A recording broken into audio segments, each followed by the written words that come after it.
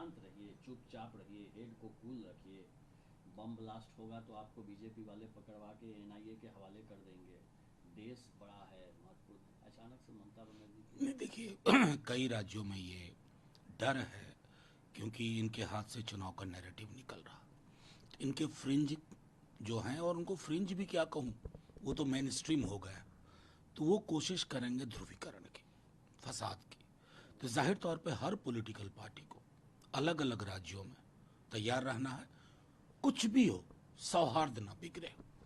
सौहार्द अगर बिगड़ता है ना तो लोकतंत्र आहत होता है। फिर किस बात का चुनाव, कैसा चुनाव? प्राइवेट सेक्रेटरी को देखिए, मैं जो कुछ डेवलपमेंट देख रहा हूँ उससे तो ये साफ स्पष्ट होता है कि एक एक करके खुदरा में चीजें नहीं, होलसेल में ही कर देना। तमाम विपक्ष की सरकारों को बर्खास्त कर दे अगर वो चुभ रहा है आंखों को। कानून अपना काम नहीं कर रहा। ईडी, आईटी, सीबीआई को डेली सुबह आप स्क्रिप्ट पकड़ाते हो, अलग अलग महकमों से आदेश जारी कराते हैं, और उस आदेश का उद्देश्य सिर्फ इतना है कि विपक्ष के दलों को चुनाव फ्री होके मत लड़ने दो, उलझा के रखो। तो प्रधानमंत्री जी किस मुंह से बाहर जाएंगे विदेश में और कहेंगे मैं लोकतंत्र की जननी वाले देश से आया हूं? मुश्किल होगी ये कहने मुने। राज की आम आदमी पार्टी इसके लिए नहीं बना था, वो तो भ्रष्टाचार से लड़ने के लिए बना था।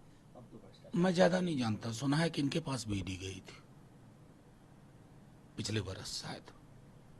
तो बड़ा कोरिलेशन साफ है ना। अभी इलेक्ट्रल बॉन्ड के दौरान पता चला कि ईडी की दबिश होती थी और वो व्यक्ति रडार से निकलने के लिए इलेक्ट्रल बॉन्ड खरीदता था, और विश्व की सबसे बड़ी पार्टी के चरणों में। तो ये भी वही तरीका है, ईडी की दबिश, इस्तीफा। मुबारक हो नया लोकतंत्र। ये है उपलब्धि मोदी जी की और अमित शाह जी की, सबसे बड़ी उपलब्धि है। प्रधान का आप काम करते हैं कि मोदी जी आएगा तीसरी बार, लोकतंत्र खतरे में पड़ जाएगा, संविधान संकट में आ जाएगा। ये हमें कहने की जरूरत ही नहीं है।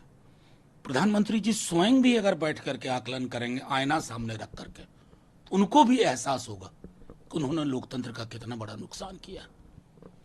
जो व्यक्ति आज तक ओपन प्रेस कॉन्फ्रेंस नहीं कर पाया हो, वो लोकतंत्र की दुहाई देते हैं।